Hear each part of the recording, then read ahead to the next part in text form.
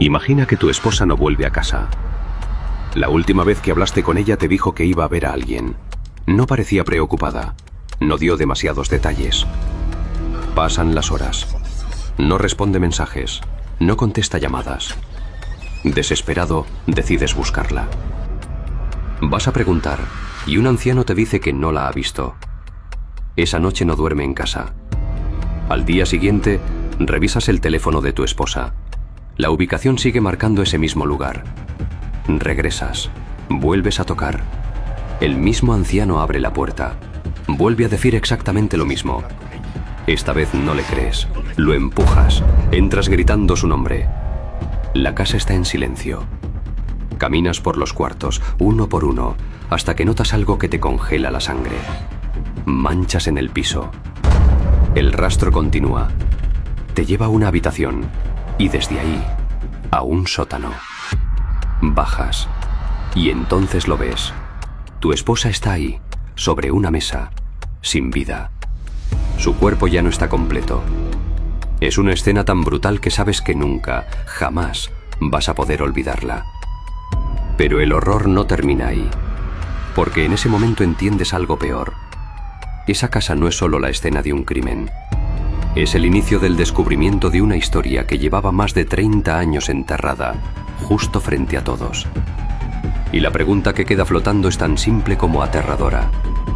¿Cómo una sola búsqueda reveló que ese lugar escondía uno de los infiernos más grandes en la historia criminal de México?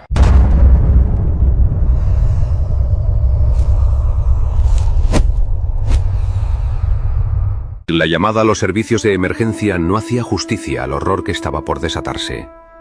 Cuando las patrullas municipales llegaron a la colonia en Lomas de San Miguel, en Atizapán de Zaragoza, encontraron a un hombre. Bruno Ángel insistía en que su esposa, Reina, estaba ahí dentro. En cuestión de minutos el inmueble fue acordonado. Lo que parecía un feminicidio flagrante empezó a transformarse en algo que superaba cualquier protocolo. La casa, vista desde afuera, no tenía nada de extraordinario. Era la vivienda de Andrés Filomeno Mendoza, un anciano de 72 años que repartía despensas y era apreciado por la comunidad. Un lugar donde los vecinos se saludaban y donde Andrés incluso regalaba carne a los conocidos. El chino era un hombre bien tranquilo. Saludaba a todos, iba a las juntas vecinales. Si necesitabas algo, él te echaba la mano. Por eso ver las patrullas afuera de su casa, la verdad fue algo que no podíamos ni procesar. Dentro del inmueble, los agentes recorrieron el pasillo principal.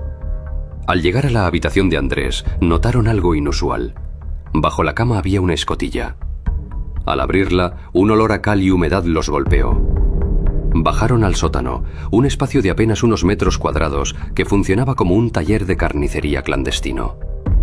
Ahí, los peritos forenses se quedaron mudos. No solo estaba el cuerpo de Reina, las paredes estaban llenas de zapatos de mujer, bolsos, maquillaje y una repisa con decenas de cintas de vídeo VHS y DVD con nombres escritos a mano. Cuando empezamos a excavar debajo del piso del sótano a menos de 1 metro, empezaron a salir los primeros restos. No eran cosas aisladas, no eran miles de fragmentos, huesos mezclados con ropa, con objetos personales, cosas que ya llevaban ahí años. La inspección se extendió por días, semanas y meses. Lo que comenzó en el sótano se extendió a la cocina y al patio. La tierra estaba compactada por capas de tiempo. Los investigadores intercambiaron miradas. Esto no era una escena del crimen, era un archivo biográfico de la muerte. Cuando encontramos las libretas, tenía fechas desde los años 90. Había nombres, descripciones físicas, pesos, cosas muy específicas. Ahí nos dimos cuenta de que no estábamos frente a alguien impulsivo, sino frente a un depredador, alguien que llevó un registro de sus víctimas. La vivienda fue asegurada con sellos de la Fiscalía General de Justicia del Estado de México. Nadie podía imaginar que en esa propiedad de apenas unos metros de frente se ocultaban más de 4.600 restos óseos. Aún no había nombres para todas las víctimas, pero una certeza empezaba a tomar forma. El vecino ejemplar había convertido su hogar en una fosa clandestina bajo las narices de todo Atizapán. Solo temían una pregunta rondando en la cabeza, una pregunta que marcaría todo lo que vendría después. Si lo que apareció ese día no era reciente, cuántos años llevaba ocurriendo en silencio dentro de esa casa sin que nadie lo notara. Mientras los peritos continuaban trabajando bajo tierra, otra línea de investigación avanzaba a plena luz del día. No estaba en el sótano, sino en las memorias de toda una colonia. Se trataba del dueño de la vivienda, Andrés Filomeno Mendoza Celis. Para los vecinos de Lomas de San Miguel, Andrés no era un extraño. A sus 72 años era una figura respetada. Durante años no solo fue visto como un hombre tranquilo, sino como un ciudadano comprometido.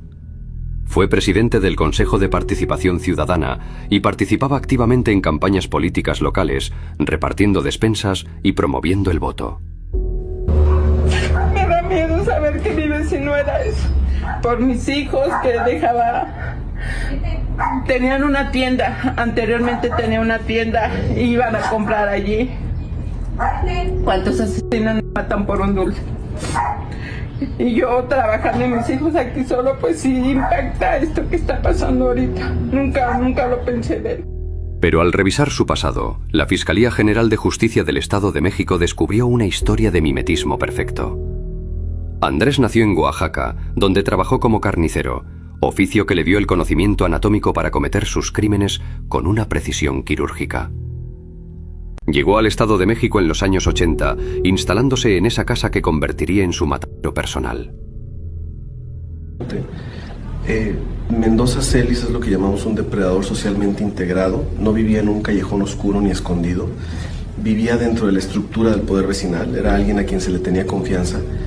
Y justo eso, esa cercanía, esa vulnerabilidad... Su vida personal era un desierto. Aunque intentaba entablar relaciones con mujeres a las que apoyaba económicamente, los investigadores notaron que reaccionaba con una violencia extrema ante el rechazo. No tenía una familia que lo visitara ni lazos profundos. Su casa, llena de basura y objetos acumulados, era el reflejo de su mente. Incluso cenaba en casa de sus víctimas. Así tal cual. Es tan cínico que después de que una mujer desaparecía, él seguía yendo con la familia dizque para ayudarlos. La neta parecía que se burlaba del dolor de todos.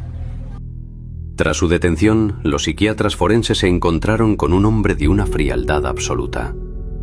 Durante las audiencias iniciales en el penal de Tenango del Valle, Andrés no mostró remordimiento. Con voz pausada y técnica, explicó cómo elegía a sus víctimas en bares o mercados, cómo las engañaba para llevarlas a su casa y qué hacía después. Cuando lo interrogamos, hablaba de los asesinatos como si estuviera contando una jornada normal de trabajo, como en la carnicería. No había pánico, no había nervios. Era una lógica fría como administrativa del horror. En ese punto, la investigación ya no giraba solo en torno a qué había en la casa, sino a quién había logrado ocultarlo durante tanto tiempo. La pregunta dejó de ser si Andrés estaba involucrado. La verdadera pregunta pasó a ser otra.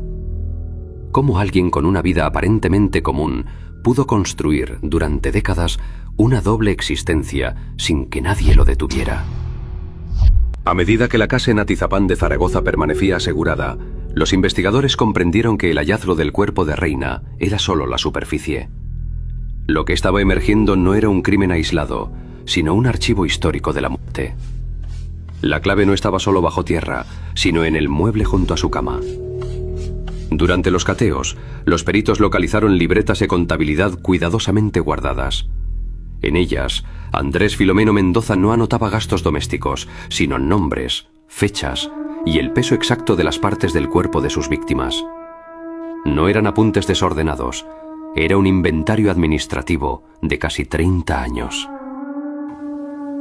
Cuando abrimos los cuadernos, la verdad el tiempo se detuvo. Ahí había registros desde el 94, describía lo que hacía con una frialdad, como si estuviera trabajando en su carnicería. No hablaba de personas, hablaba como de cosas. Junto a los cuadernos, los agentes encontraron una colección que heló la sangre de los presentes. Más de 20 cintas de video en formato VHS y DVD. Andrés no solo grababa los procesos de desmembramiento. Cada cinta tenía el nombre de una mujer escrito con plumón. El análisis forense en el patio y la cocina confirmó la magnitud física. 4.600 restos óseos fueron recuperados tras cribar toneladas de tierra.